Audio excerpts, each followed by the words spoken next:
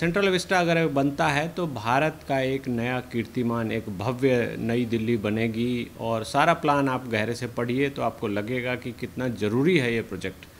हम पुरानी बिल्डिंग में डिसऑर्गेनाइज तरीके से एफिशिएंसी हमारी ख़राब हो रही है, कोई कहीं जा रहा है, कोई डिपार्टमेंट कहीं है, कुछ है। तो एक केंद्र सरकार ने कम से कम ये हिम्मत दिखाई है इस काम को करने की।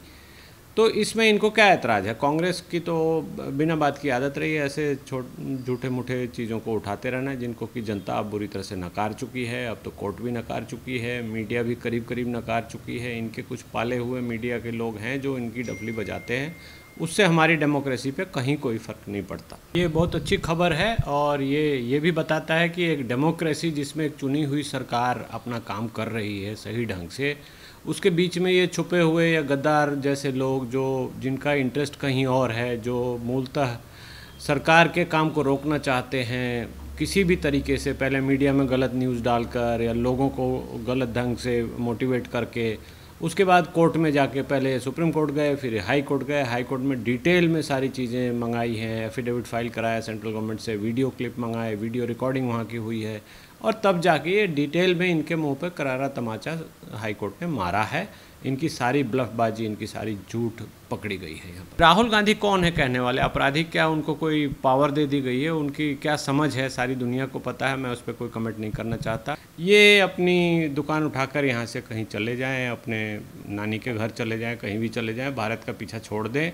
भारत में दूसरी फोर्सेस, दूसरे डेमोक्रेटिक फोर्सेस आगे बढ़ रही हैं, वो अब भारत के विकास में अपोजिशन का रोल भी प्ले करेंगी और गवर्नमेंट भी बनाएंगी। तो वो उन ताकतों को आने दीजिए जो ग्रास रूट की राजनीति है वो फ्लरिश हो रही है, वो डेवलप हो रही है, और वो लोग जेन्युइन हमारे रिप्रेजेंटेटिव बन सकते हैं। ये खानदानी नेता ये कहीं भी इनकी बात सुनने का नहीं है, इनका नाम भी लेने का नहीं है। इनको कोई महत्व ना दिया जाए समाज में तो वो सबसे अच्छा है। सेंट्रल विस्टा के निर्माण को लेकर जिस तरीके से कांग्रेस के तमाम नेताओं ने और 69 पूर्व नौकरशाहों ने जो साजिश रची थी कि सेंट्रल विस्टा के निर्माण को रोका जाए, अब इसके लिए हाई कोर्ट ने एक बड़ा जवाब दे दिया है इन्हें, और इन लोगों के ऊपर 1 लाख रुपए का जुर्माना उन्होंने कहा है कि ये कार्य नहीं रुकेगा सेंट्रल विस्टा का।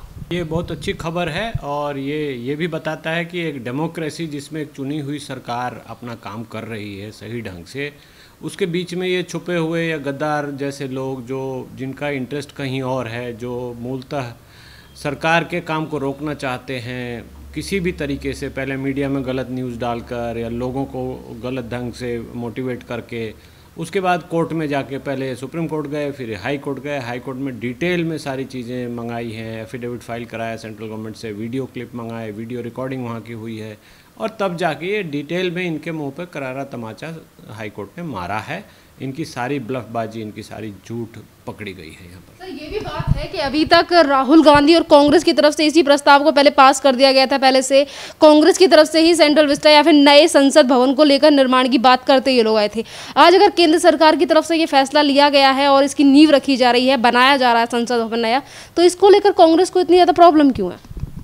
कांग्रेस को तो बिना बात के इशू ढूंढने की आदत हो गई है। उनके पास कोई सब्सटेंसिव क्वेश्चन है नहीं। वो जरा अर्थशास्त्र से संबंधित सवाल उठाए, गहरी जांच करे, गहरी परख करे, जो चीज़ें हो रही है हमारे संविधान, हमारे पार्लियामेंट में, उनको वो गहरे से सोचे समझे, उनमें ऑब्जेक्शन उठाए। ये फालतू चीज़ों में ऑब्जेक्शन उठाना, कभी किसी बिल का अपोज कर रहे हैं, कभी सेंट्रल विस्टा का अपोज कर रहे हैं। सेंट्रल विस्टा अगर बनता है तो भारत का एक नया कीर्तिमान, एक भव्य नई दिल्ली बनेगी। और सारा प्लान आप गहरे से पढ़िए तो आपको लगेगा कि कितना ज़रूरी है ये प्रोजेक्ट। हम पुरानी बिल्डिंग में डिसऑर्गेनाइज तरीके से एफिशिएंसी हमारी ख़राब हो रही है, कोई कहीं जा रहा है, कोई डिपार्टमेंट कहीं है, कुछ है। तो एक केंद्र सरकार ने कम से कम ये हिम्मत दिखाई है इस काम को करने की। तो इसमें इनको क्या ऐतराज़ है? कांग्रेस की तो बिना बात की आदत रही है ऐसे झूठे मूठे चीज़ों को उठाते रहना, जिनको कि जनता अब बुरी तरह से नकार चुकी है। अब तो कोर्ट भी नकार चुकी है, मीडिया भी करीब करीब नकार चुकी है। इनके कुछ पाले हुए मीडिया के लोग हैं जो इनकी डफली बजाते हैं, उससे हमारी डेमोक्रेसी पे कहीं कोई फ़र्क नहीं पड़ता। ये भी बात है कि राहुल गांधी ये कहते हैं कि नया जो सेंट्रल विस्टा है इसका निर्माण आपराधिक है। राहुल गांधी कौन है कहने वाले? आपराधिक क्या उनको कोई पावर दे दी गई है? उनकी क्या समझ है सारी दुनिया को पता है, मैं उस पर कोई कमेंट नहीं करना चाहता।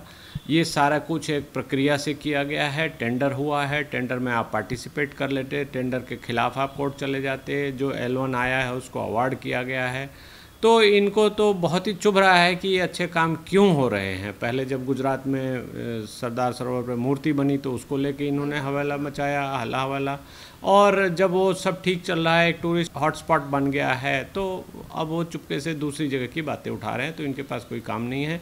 आपराधिक तो ये कहीं से नहीं है, टोटली लीगल है, कॉन्स्टिट्यूशनल है और ड्यू प्रोसेस ऑफ लॉ से किया गया है। टेंडरिंग पहले DPR बनाया गया, उसको फिर टेक्निकल कमेटी ने देखा है, फिर ड्यू प्रोसेस ऑफ लॉ से इसको टेंडर किया गया है। टेंडरिंग में ग्लोबल टेंडर में लोगों ने पार्टिसिपेट किया है और जो L1 आया उसको ये दिया गया है। तो इसमें राहुल गांधी खुलकर बताएं कि इसमें आपराधिक क्या है, क्या आपराधिक उनको दिखाई दे रहा है। राहुल गांधी ये कहते हैं कि इस टाइम पे PM नरेंद्र मोदी को देश की जनता की तरफ ध्यान देना चाहिए, बल्कि वो अपना घर बनाने में लगे हुए हैं, अपना घर ढूंढने में लगे हुए हैं। मतलब संसद भवन को वो एक तरफ से PM नरेंद्र मोदी को कहते हैं कि ये तुम्हारा घर है।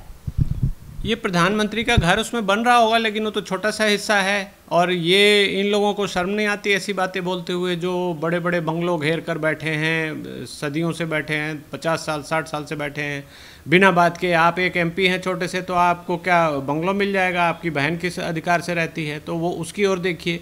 और चूंकि ये विस्टा का प्रोजेक्ट बन रहा है, इसमें बहुत सारी ऑफिस बिल्डिंग्स और सब कुछ बनेगा, तो प्रधानमंत्री का घर भी उसमें बन रहा है। तो क्या है, प्रधानमंत्री का कोई पर्सनल घर बन रहा है? वो तो प्रधानमंत्री के जो पोस्ट पर जो भी आएंगे उनके लिए ये घर बन रहा है। राहुल गांधी को ये सपना देखना चाहिए था कि इस घर में मैं कब जाऊंगा, जिसके के आसार नहीं हैं और सब इस बात को जानते हैं, इसलिए वो नेगेटिव बातें कर रहे हैं। ये हमारे विकास के लिए, हमारी डेमोक्रेसी के लिए बिल्कुल अच्छा नहीं है। आज भी यही बात हाई कोर्ट की तरफ से कही गई कि ये जो सेंट्रल विस्टा का निर्माण हो रहा है ये देश के लिए काफ़ी ज़्यादा अत्यंत ज़रूरी है।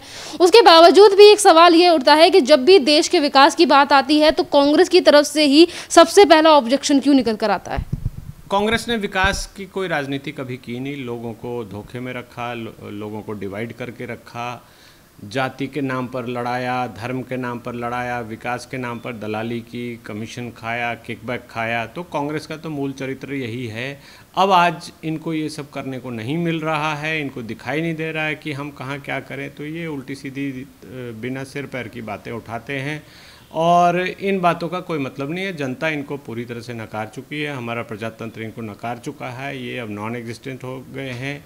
ये अपनी दुकान उठाकर यहाँ से कहीं चले जाएं, अपने नानी के घर चले जाएं, कहीं भी चले जाएं, भारत का पीछा छोड़ दें।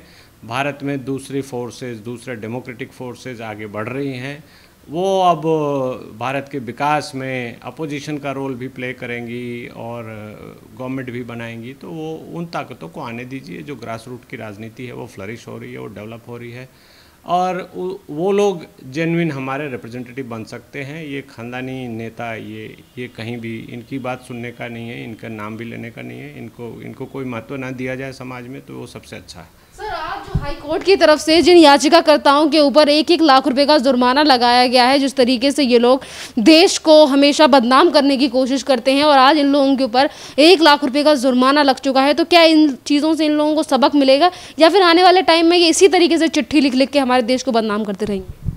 चिट्ठी तो ये लिखें, उससे कोई रोक नहीं सकता, लेकिन कोर्ट ने इनको बहुत अच्छा तमाचा दिया है और ये अब जो 1 लाख रुपए की कॉस्ट है, चाहे वो 1 रुपये की कॉस्ट हो, 1 लाख रुपए की कॉस्ट हो, इसका मतलब ये है कि आपकी पिटीशन झूठी है, मोटिवेटेड है और जैसा कि आज के ऑर्डर में लिखा भी गया है कि पब्लिक इंटरेस्ट ये कहीं से नहीं है, इसके पीछे कुछ पर्दे के पीछे लोग छुपे हुए हैं जो इसको आगे बढ़ाकर पब्लिक इंटरेस्ट की आड़ में अपनी स्वार्थ पूर्ति कर रहे हैं। ये कोर्ट ने ये बात पकड़ ली है, दूध का दूध पानी का पानी हो गया है, सब सामने आ गया है। सारी हियरिंग 5 या 6 हियरिंग इसमें हुई है, उस सारी हियरिंग का रिकॉर्ड आपके पास है, आप पढ़ लीजिए, देख लीजिए, समझ लीजिए।